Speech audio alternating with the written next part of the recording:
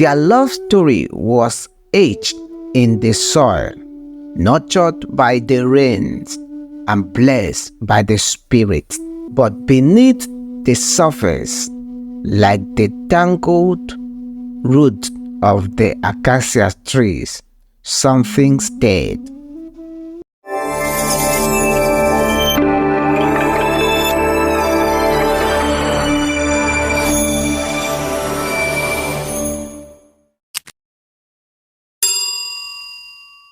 The married adulterous woman's life will never be the same.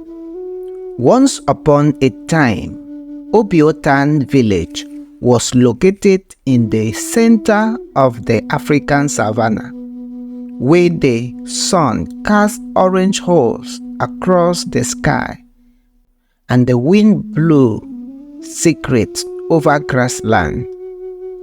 Huddled together, its moth-brick hut held stories of love, lust, and longing beneath their thatched roof. Obot's lifeblood was Udeme, a breathtaking, beautiful woman. Her skin was the color of melancholy after a sunburn, bearing the stories of generations gone by.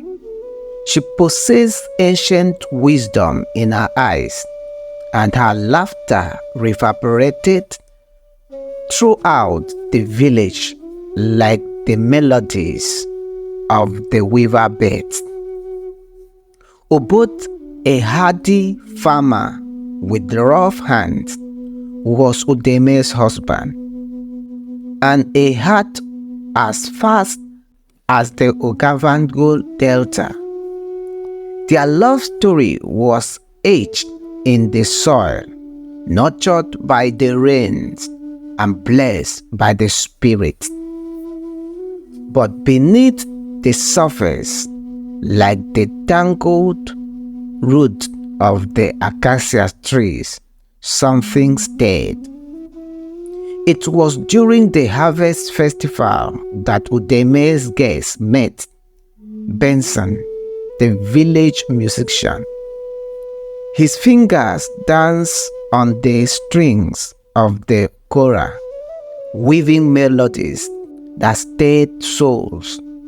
Benson's eyes held a secret, a promise of passion that transcended the mundane.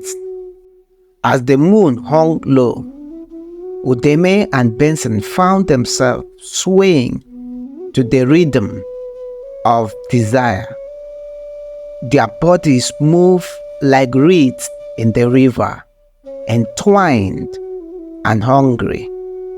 The night air smelled of jasmine and forbidden longing. Benson's lips rushed against Udeme's, and in that stolen kiss, they wove a tapestry of betrayal. They continued for months after she began bringing him into her married bed.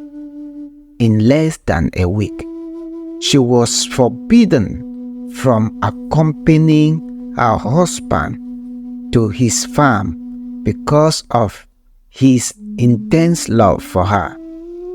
He is constantly whining about how he doesn't want anything to irritate her lovely skin. Obot never trusted the things his neighbors said about his wife. He always thought that because she is so attractive, they are jealous of him. There came a time when it ceased to be something secret. However, he was constantly occupied with his farm work in order to support her and earn money. Word got around like wildfire.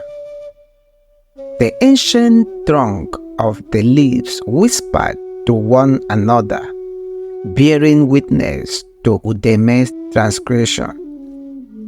With sorrow etched on their faces. The village elders gathered beneath the shade of the old tree. The village seer, Mama Adia, spoke in riddles. The river runs, but its currents are always constant. Udeme, exercise caution on your journey, for ghosts are watching. Similar to gazelle caught in a lion's stare, Udeme's heart trembled. She was itching for Benson to touch her, but Cute was eating away at her, humming to old lullabies. Obot tended to his yam fields, unaware of the impending tempest. Udeme met Benson by the river one moonless night, while the hyenas laughed far away. They were in love, like a tempest, unwavering and fierce. The spirit, however, had other ideas. As the rain arrived, they beat on the thatched roofs, a rousing secret. Obot followed the moody footprint to the riverbank, listening for hints from his ancestors or his intuition. His eyes grew wide at the sight of Benson and his wife, hugged tightly. Obot uttered, "Udeme," with a thunderous voice. "Why?" Udeme's tears flowed like the river in flood.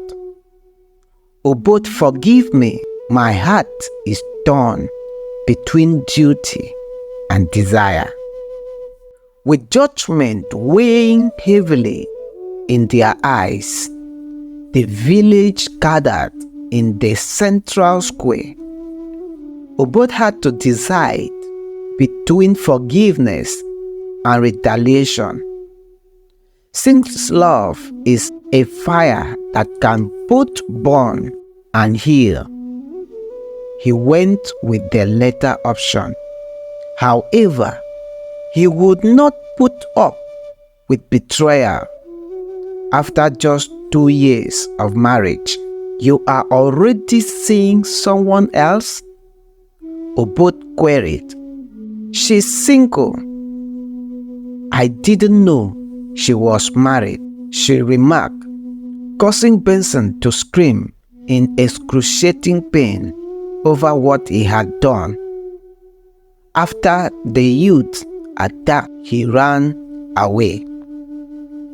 Obot said, "I need to think about it and decide," and asked the elders to remain silent.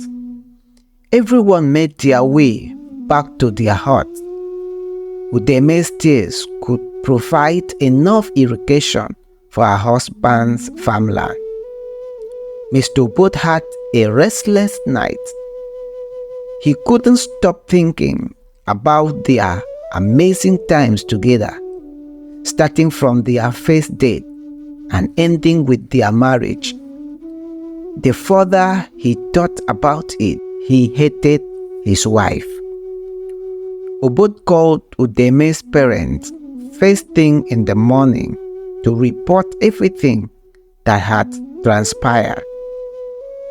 He informed them that since their daughter had found love with another man, he would no longer be bound by their daughter's marriage vows.